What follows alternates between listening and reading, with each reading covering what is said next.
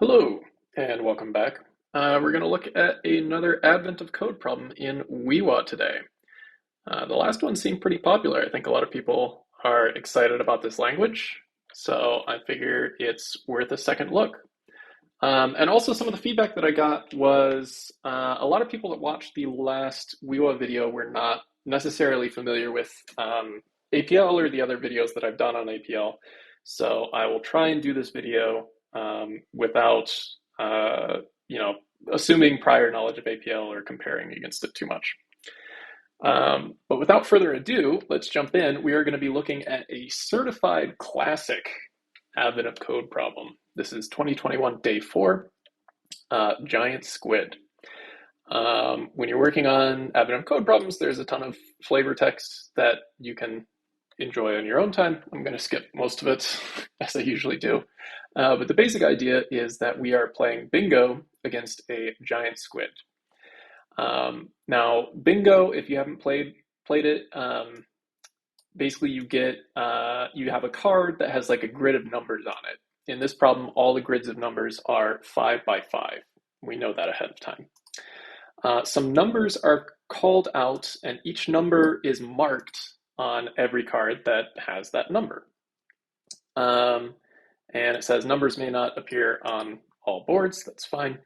And then if all the numbers in a card in any row or any column are marked, then that board wins. And diagonals don't count. So you can think of it like we have our bingo cards, we're calling some numbers. If any of the cards have a row that's completely marked or a column that's completely marked, then at that point it is a winner. So if we look at our input, we essentially get a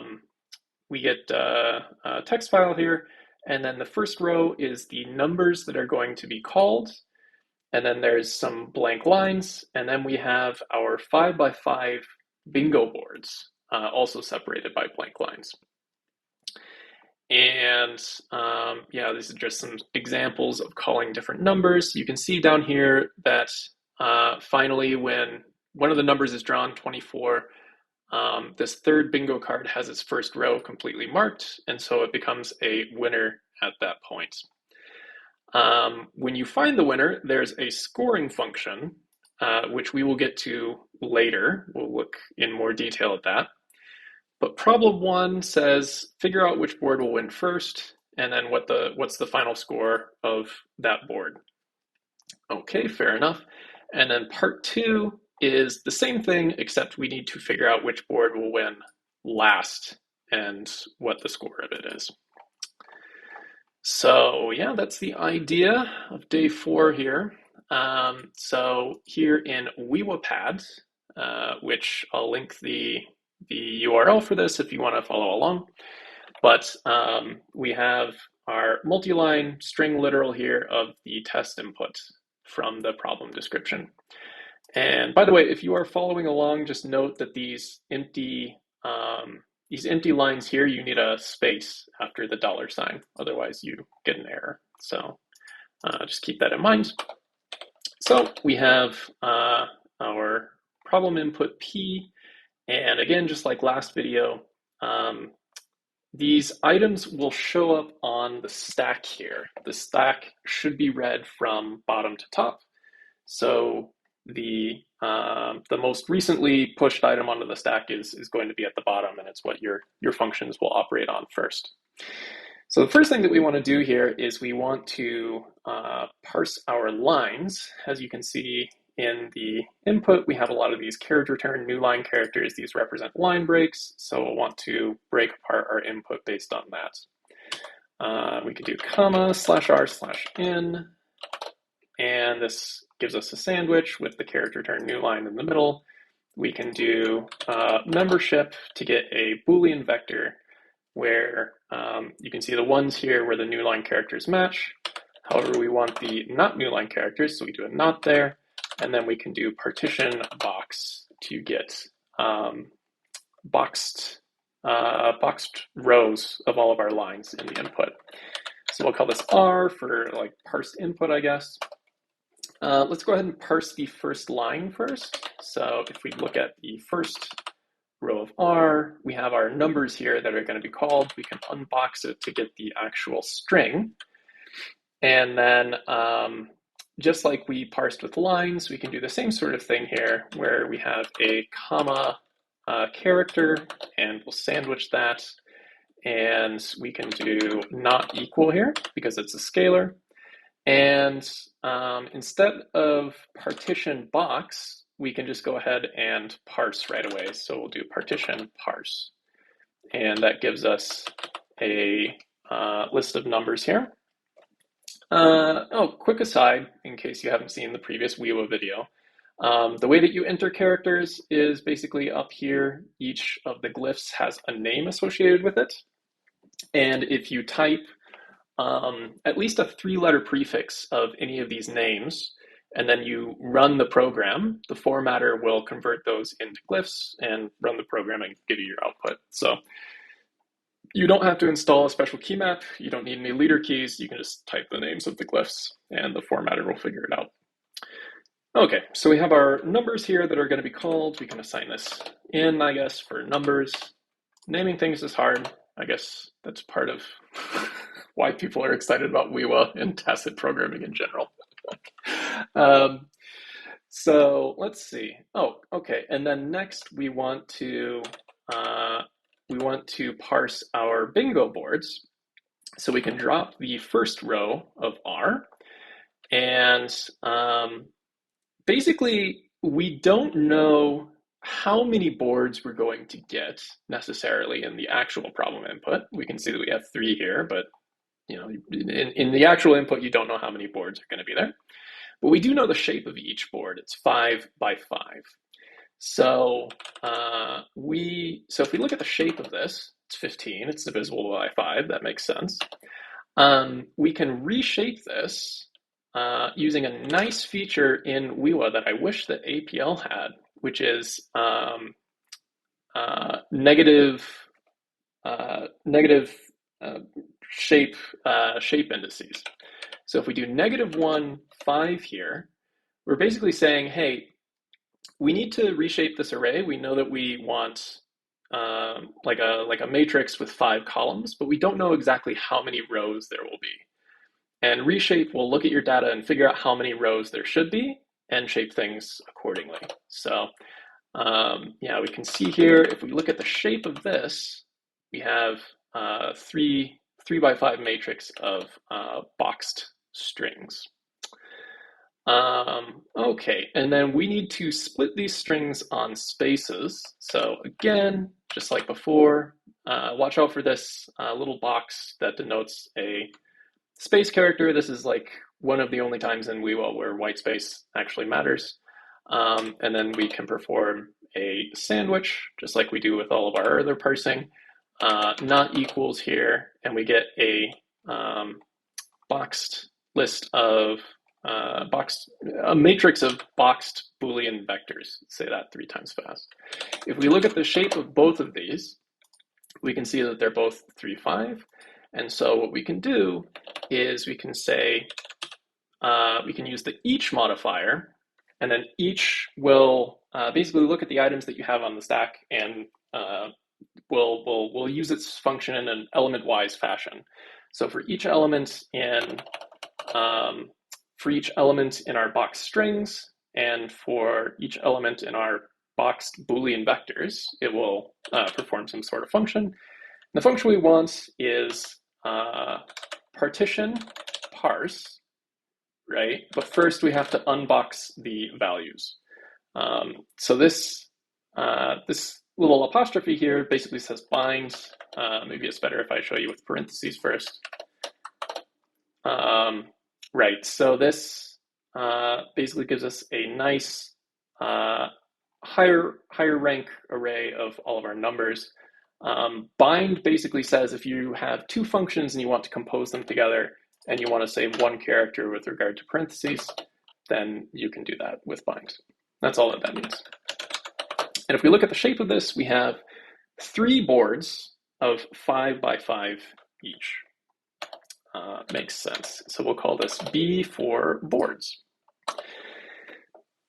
Now, it would be cool if we were able to, if we're going to look at, try and figure out like where the winners are and everything, it would be cool if we were able to say, okay, when the 10th number is called, give me all of the spaces that are marked for a particular board. And so one of the ways that we can do that with higher ranked arrays here, is we can use the table function. We can do equals in for numbers and b for boards. And that gives us a rather large array, which it declines to show us, and instead just shows us the shape. But if I, for example, take the first two elements here, you can basically see that, so equals is saying, for each one of the numbers that we're calling, check to see, match it with a space on a particular board, right? And so if we look at just the first two rows in this array, we can see that one number gets called, and you can see where those match on the boards. And then another number gets called, and you can see where that number matches on the boards. But the cool thing is that we can carry the markers forward by using the scan modifier here. And we're going to do scan max. Uiua doesn't have, Boolean operators like and or dyadic Boolean modifier functions anyway. But you can sort of substitute with those with min and max. So we're using max as a sort of stand-in for or here. And if we do scan or on this, and now we look at the first two rows, we can see that the first row looks the same as before, but now the second row carries forward the markers from the first row. So now we can see when the second number is called, these are all the numbers that are marked for our boards. And if we look at the last row, we can see that all the boards have been marked. So by the time that the last number is called, every board here is certainly a winner. But yeah, so this is our matrix, and let's call this M for marked boards. And if we look at the shape of M, we can see it's 27 by 3 by 5 by 5. And the way to interpret this shape is we have 27 numbers, we have 3 boards, and so this matrix basically says for each number that gets called, and for each one of our starting boards, we have a 5 by 5 matrix showing which numbers are marked. And now we can do cool stuff like, so if we do M, and let's say that like when the 10th number is called, we want to see the state of the second board. We can just use the pick function to get that particular matrix. And we can see that at this point, the second board here has the diagonals marked, but it doesn't look like there's none of the rows or the columns are filled up, so there's no winner yet. If we do want to figure out which one of these are winners, then we'll make use of the level modifier, and we will operate on im here. So level basically says, so rank in array languages is basically ascending. So a scalar value, you consider it to have like rank 0. A vector, you consider to have rank 1. A matrix, you consider to have rank 2, and so on and so forth.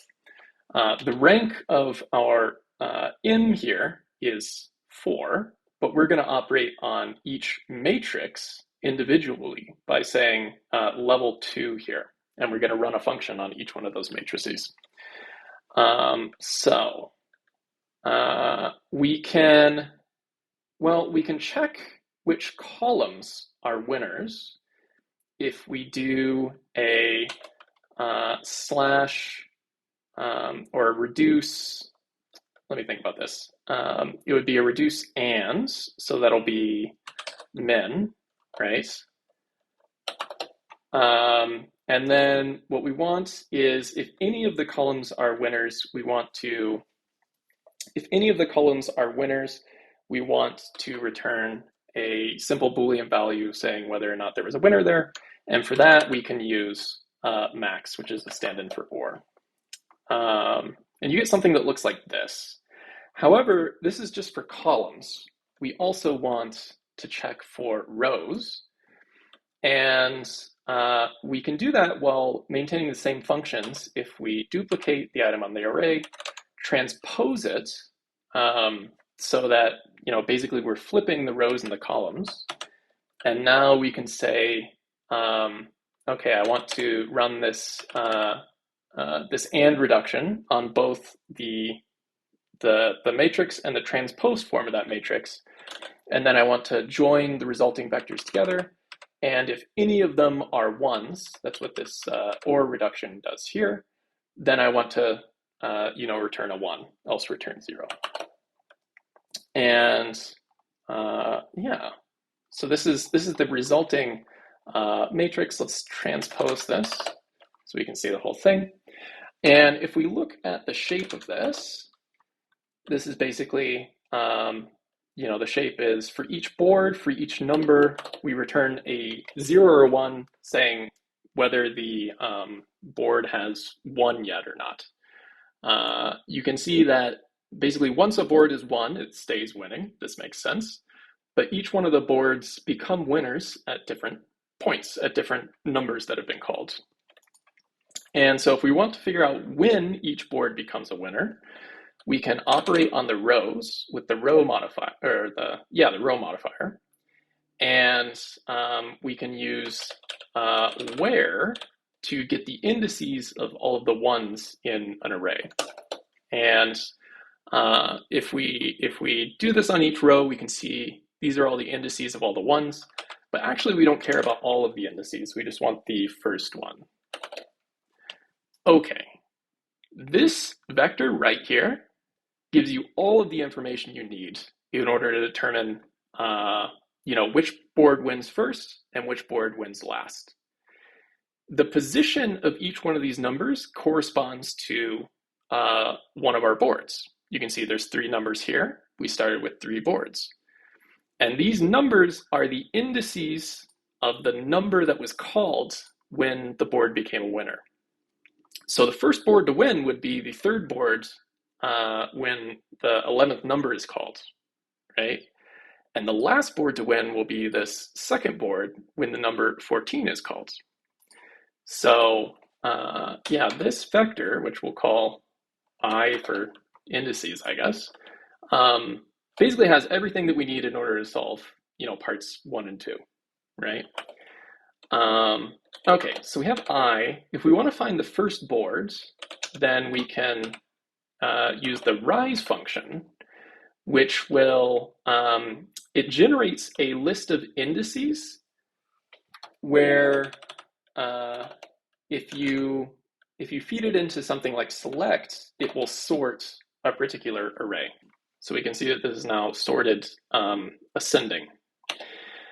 However, we want, basically let's imagine that, so for our scoring function, which I guess we should pay more attention to now, let's see. So the score of a winning board can now be calculated. Start by finding the sum of all unmarked numbers on the board, and then multiply the sum by the number that was just called. Okay, so we need, basically we need an index corresponding to the number that was just called, and we need an index that corresponds to the particular board that we're talking about. So if we're looking at something like this, where we have both I and then rise on I, if we take the first element of the of rise on I, we get the index of the board that won first, right?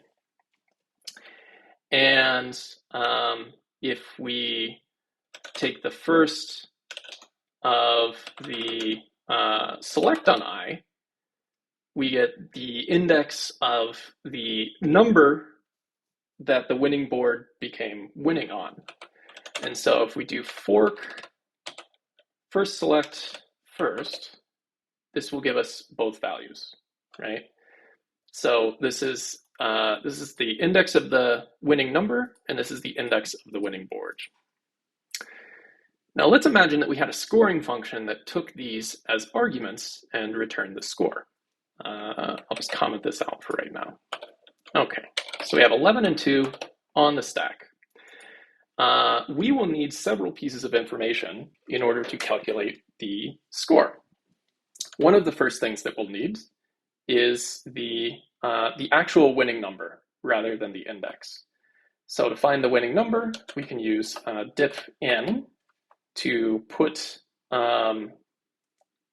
our array of numbers in the correct location, and then we can use like pick to pick a certain one. So we can see that 24 is the winning number. We will also need the board corresponding to index 2. We can do that with fork. So we'll put this function in parentheses here, and this will be gap, discarding the top value, dip, temporarily discarding the top value and putting it back after the function is added, and board, like so, right? And then we can use pick again in order to get the board in question. So we have the winning board and we have the winning number.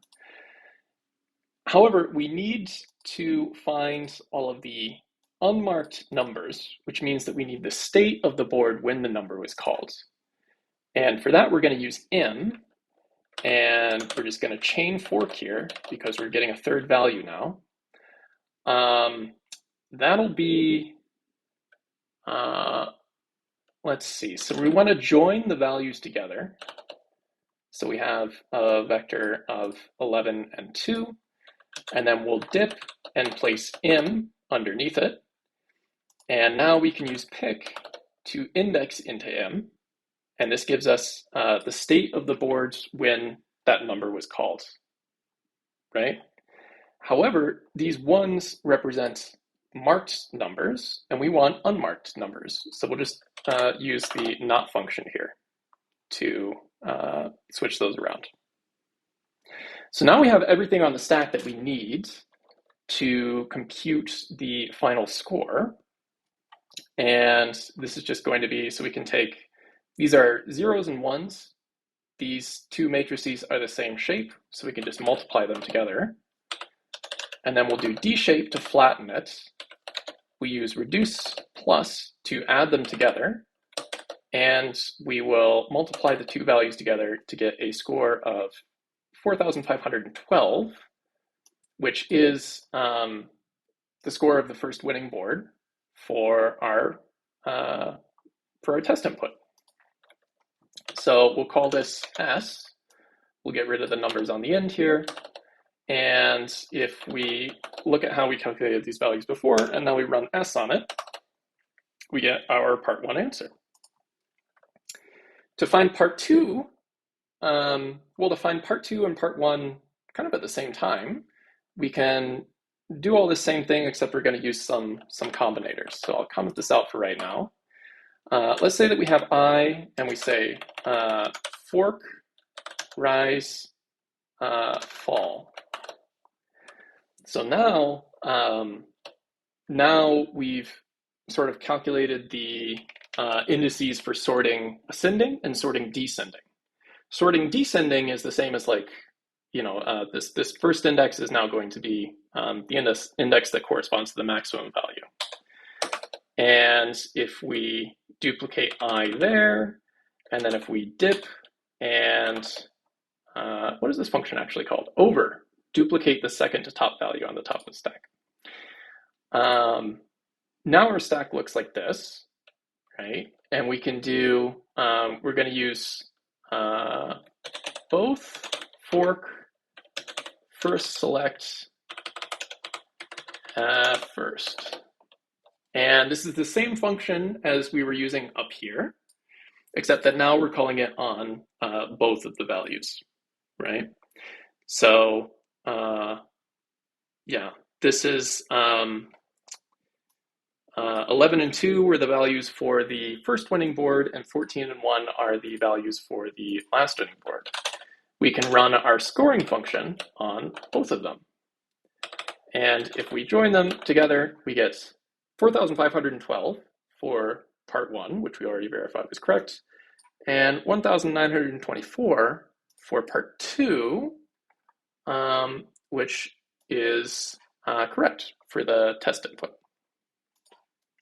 So yeah, I think this is a really neat problem, and it sort of showcases some interesting stuff with Uiua, specifically the sort of problem solving mechanism that you do with array-based programming, where you are rather than doing like a lot of iteration or recursion, you're sort of doing these operations on very large arrays.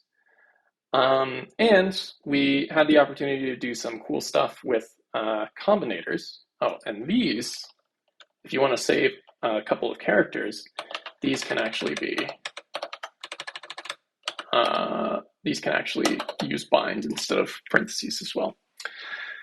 So yeah, we had the opportunity to use some combinators, specifically, in this last row here, or in the chaining of forks in order to get multiple values from the same items on the stack. The level modifier, so that we're operating on, particular subarrays of some array. Yeah, I think it's a neat problem, and I think that the solution in Uiua is cool, and the language itself lends itself